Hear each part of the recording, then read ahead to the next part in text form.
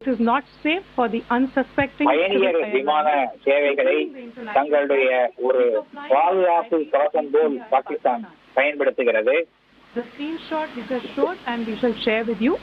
It shows the data of the application Flight Radar 24 during a high air defense alert situation in the Punjab sector.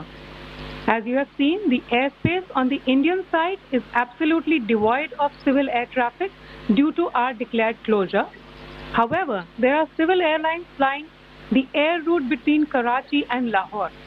Amongst the other civil aircraft that you can see, we have highlighted இந்திய பகுதிகளில் தனியார் பயணியர் விமான சேவை இரண்டும் which was originated from Dammam தடை செய்யப்பட்டிருக்கிறது. அதே சமயத்தில் பாகிஸ்தான் பகுதியில் கராச்சியிலிருந்து லாகூர் செல்லுகின்ற பயணியர் விமான சேவை இன்னமும் நடந்து வருகிறது.